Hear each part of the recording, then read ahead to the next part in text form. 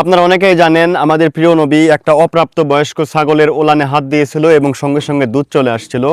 সেই ঘটনা আপনাদেরকে আজকে বলি। মক্কার তরুণ ছাগল চড়াইতো মুশরিকের এই যে যেসব ছাগল।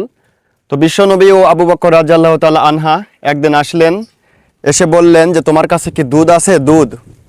তখন সেই ছেলেটা বলল যে দুধ আছে, কিন্তু এটা নির্দিষ্ট মালিক আছে, আপনি পথিক, আপনাকে বলার সাথে সাথে তো আমি দিতে পারবো না। তো বিশ্বনবী তখন তাকে টার্গেট করে ফেললেন এবং বললেন যে তোমার কাছে কি এমন কোনো ছাগল আছে যেটা এখনো মিলন হয়নি বা তার বাচ্চা নাই বা তার দুধও আসে নাই? তো তখন সেই ছেলেটা বলল যে হ্যাঁ, এরকম ছাগল আছে, কিন্তু এটা তো দুধ হয় না। তো বিশ্বনবী তখন বললেন যে এরকম একটা ছাগল নিয়ে আসো। তো নিয়ে আসার পর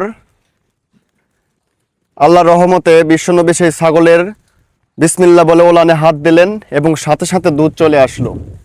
এবং সেটা বিশ্বনবী ও আবু বকর রাদিয়াল্লাহু তাআলা আনহা দহন করে খাইলেন। সেটা ওই বালক দাঁড়িয়ে থাকে দেখছিল এবং তখন দেখে অবাক হয়ে গেছিল এবং লাস্টে তিনি পড়লেন আশহাদু আল্লা ইলাহা ইল্লাল্লাহ ওয়া আশহাদু আন্না মুহাম্মাদুর রাসূলুল্লাহ।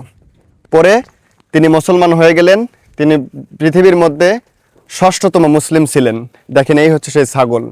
মহান আল্লাহ তাআলা কত সুন্দর করে বানিয়েছে এবং আমাদের প্রিয় নবী প্রত্যেকটা মানুষকে এভাবে ইসলামের দাওয়াত দিতেন।